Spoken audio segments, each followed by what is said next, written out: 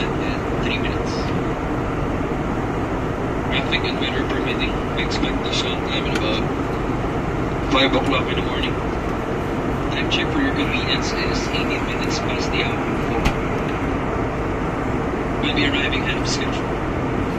The weather in Manila is reported to be fair, no wind is calm, and the ground temperature is 25 degrees Celsius. On behalf of Cebu Pacific, I'd like to thank you for flying with us. And we hope to be of service to you again in your future flights. Magandang umaga. So we're in the southwest of Manila and we're about to landing. So we're about to start to descend 3 minutes ago. So ibig sabihin yun pala yung Manila, you know. A few minutes from now, we shall be landing at our destination airport. For all previous May makita, may kalayuan. Okay, pinatay na yung ilaw. So makita na natin yung nasa labas.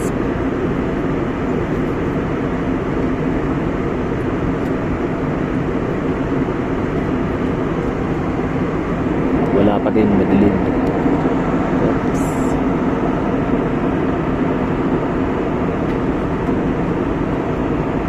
Ayan.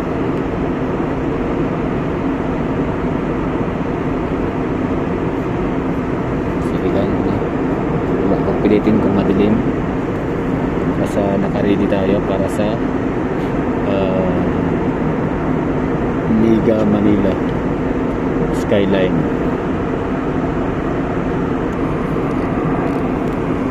Okay. So kahit wala kayong makita, wala kayong maaninag na mahagala kasi yung camera nga ng cellphone natin Xiaomi lang ho tayo.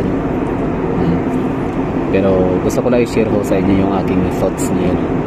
Kasi kapag ikaw ay nasa aeroplano pala, tapos gabi, itong oras madilim, ma-realize mo talaga ang Earth, ang mundo, ang Earth ay napakaliit lang na parte talaga ng kalawakan.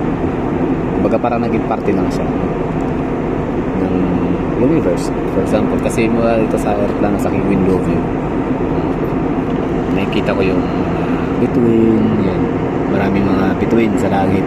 Tapos pababa makikita mo yung mga umiilaw ng mga syudad, mga cities or mga lugar. Di ko alam kung anong mga syudad yan, basta yun, makikita ko natin. Sa paniguradaan yung mga Cavite siguro, Cavite or Batangas area. Realize mo, meron tayo realization. It's indeed planet Earth is just a small piece of just a small piece floating in the universe. So bilong yung planeta natin sa nakikita natin mga bituin, diba? Ang pinagkaiba nga lang yung natin, yung ating planet Earth ay hindi siya makinang, hindi siya naglo-luminate, basta hindi siya naglo-luminate ng gabi kagaya sa buwan at bituin.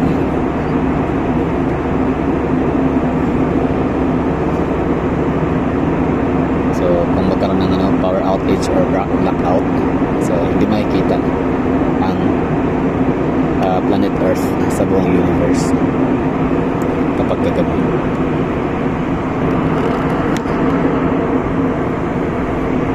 So starting na yung natin, pa-descend na tayo, pa-landing na. So get ready at makikita natin yung katapaan ng mga 1/4 ng skyline of Manila, Metro Manila. So yun yung Las Piñas, Muntinlupa, Paranaque, Marikina, pwede kasi dito tayo sana sa right side nakaupo.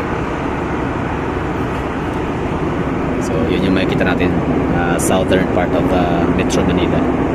So yun na nga yung Las Piñas, Paranaque, Muntinlupa and Marikina.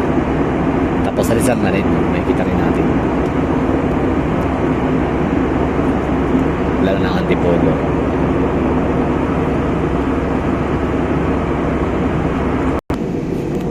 Alright, so ito na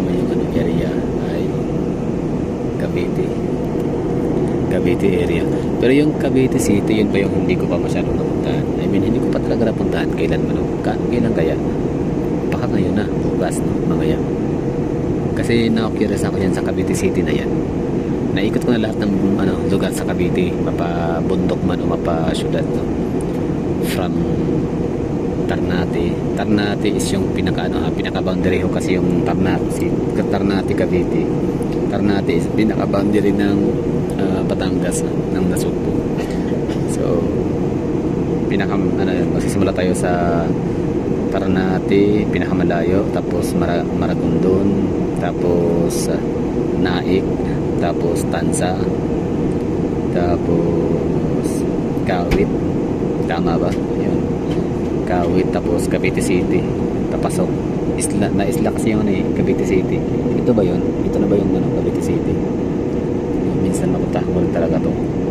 Curious ako tungkol sa Cavite City. Hindi ako makapag-google ngayon kasi nga wala tayong data internet connection, so bawal.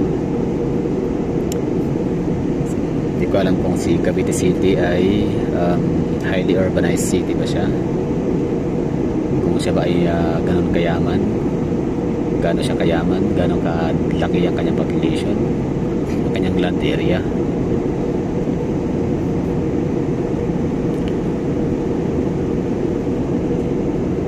Yan, ganda, lumiliwanag na siya.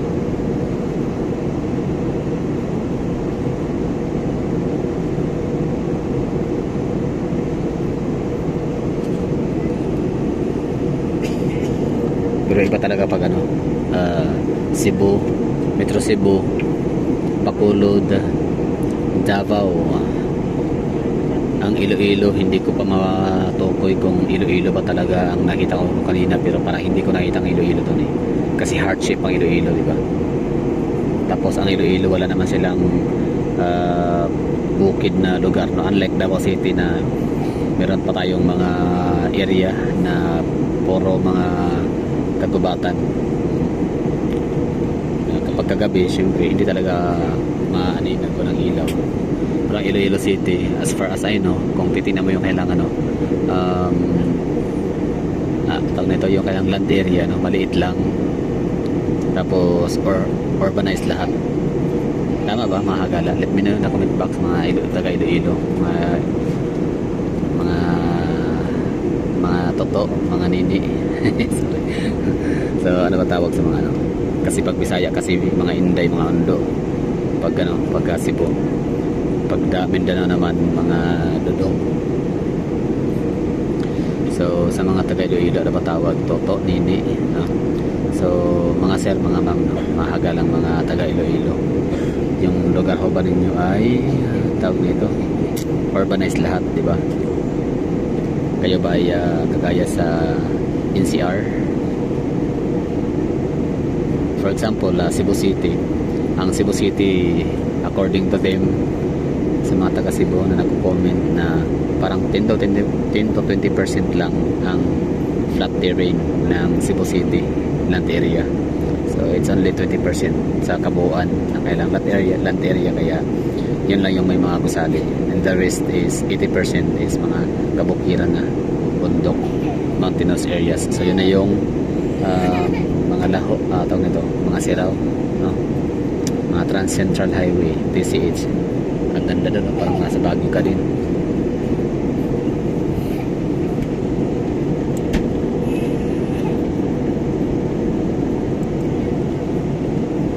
So ito siya ay Cavite Province.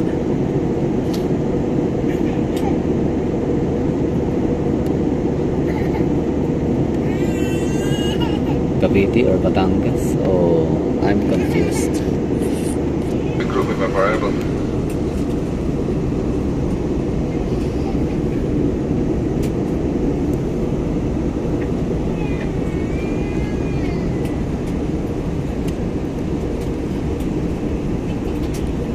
Okay, palanding na tayo.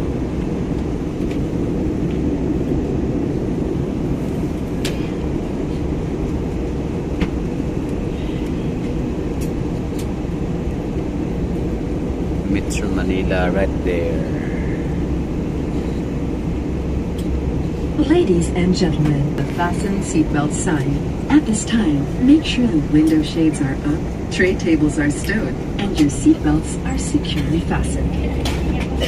Ladies and gentlemen, we are now on our final descent.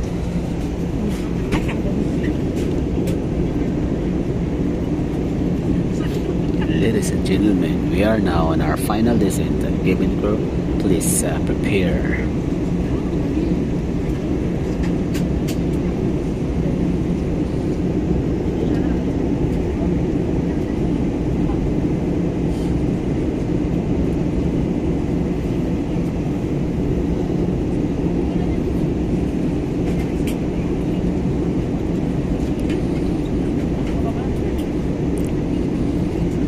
Itong mga light up na nakikita ko natin sa Cavite in Batangas area, actually Cavite in Laguna, ay ano siya, no, mga bahay, no, mga, hindi siya kagaya sa Metro Manila, Metro Cebu, Metro Bacolod, Metro Davao na mga high-rise buildings, no, or mga establishments yung umiilaw nila downtown area. So itong Cavite, mga housing project ng mga bilyar. Oo, no, mga bilyar. Cavite area. Ano sila, nag-light up sila dahil housing capital of the Philippines, Cavite. Ang Iloilo, hindi ko alam kung anong itsura ng skyline sa gabi. I mean yung aerial view pala via airplane.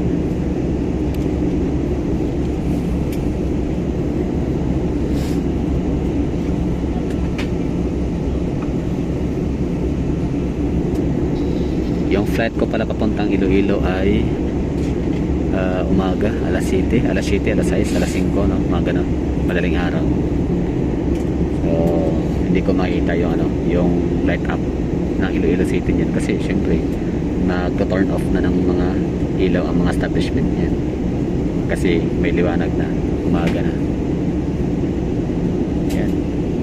Tanaw na natin yung Kamaynilaan ba?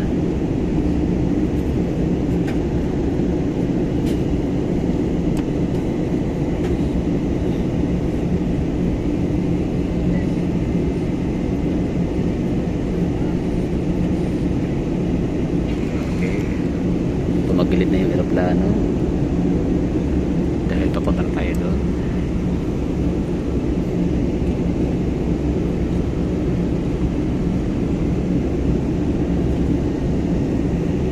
On your individual read lines. Thank you.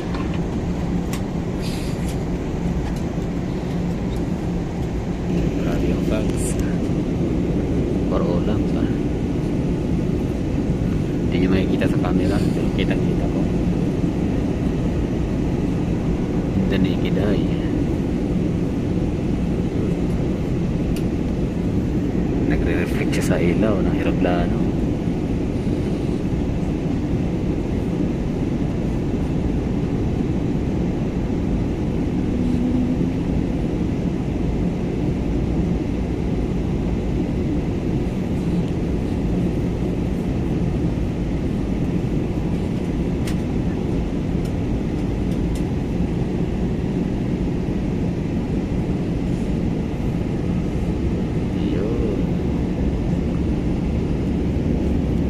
Behind the clouds there's a plane. Beneath the clouds there's a metro cities.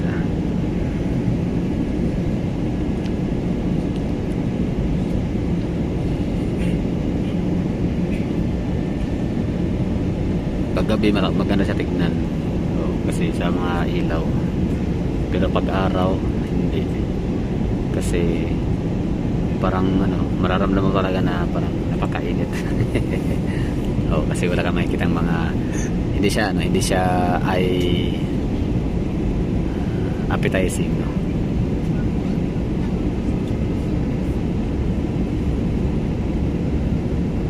Kapag araw, kasi mga bahay-bahay, wala kang makikita mga bulubundukin. Iba talaga ang view ni Cebu, Davao, CDO. Saan pa ba?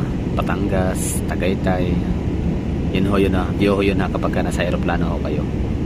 Iba pa rin ang view ni Bohol kapag ka nasa aeroplano kayo. Pero pagka dito na area sa araw, hindi mo siya ma-appreciate.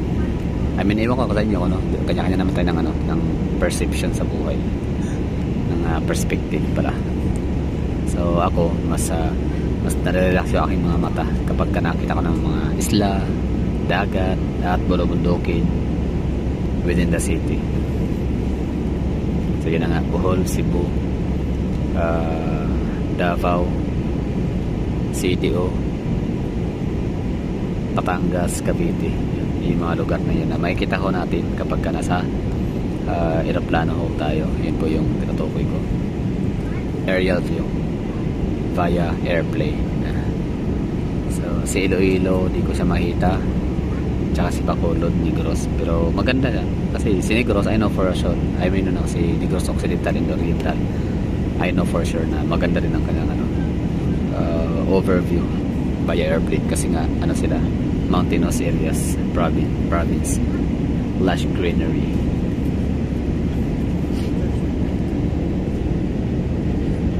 Yan, sa claim, no?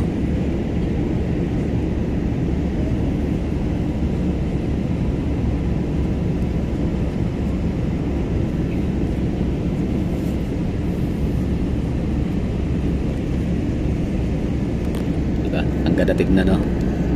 Sa gabi.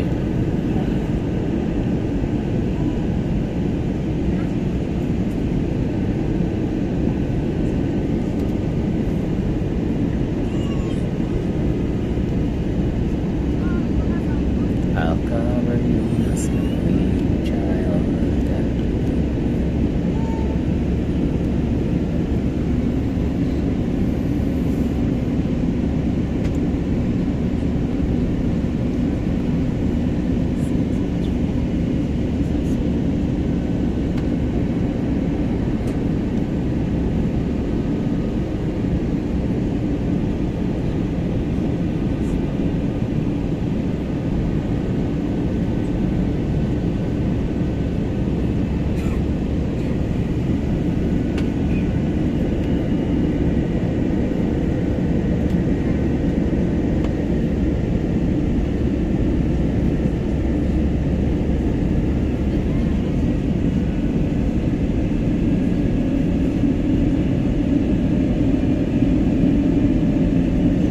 Grabe oh, pang mayaman na lugar to. Social. Ang laki ng ng kailang mga land area. Walang masyadong kapitbahay.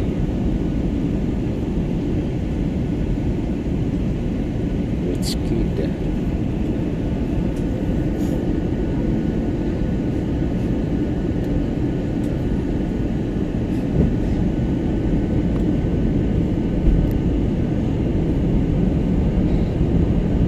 Yan o, Villar, no?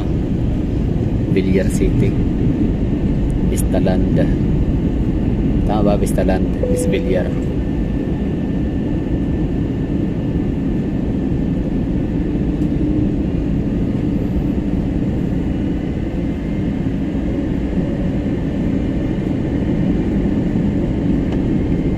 Oops, nangyari. Ba't parang nag-break?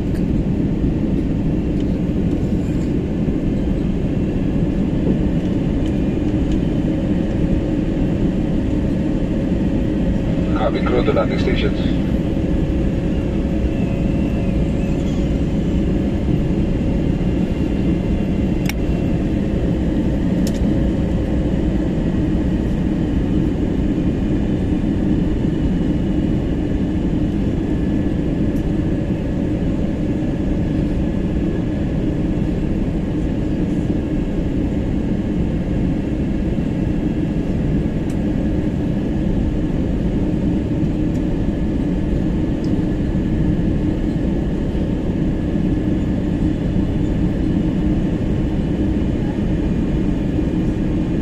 Grabe no, daming bahay, millions of people nakatira dyan. Sabihin natin mga 1 million houses yan, 1 million residences or 1 million households. with at least 5 minimum of 5 members. Alam mo naman sa Pilipinas ang maraming anak, 3 anak yan, pinakamaliit na yan, dami million. So 5 million na yun, matik yun.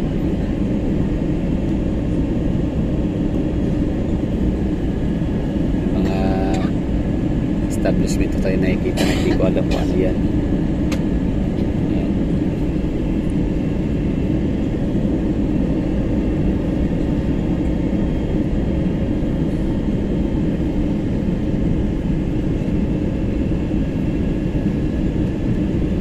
Yun, puntahan natin yun, Alabang, Muntinlupa, Philinvest, Vistaland. Sino ba nang mamayari ng ng mga business district sa Alabang, sa Muntinlupa? Mapuntahan nga natin minsan. Na sila ng hiwalay. I mean malayo sila sa Metro Manila, CR.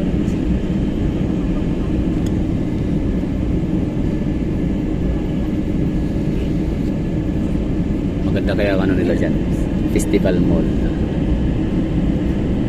the Premier Medical Center.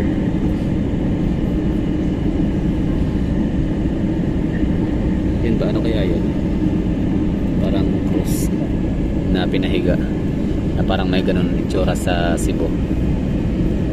Okay, we're here at Metro Manila.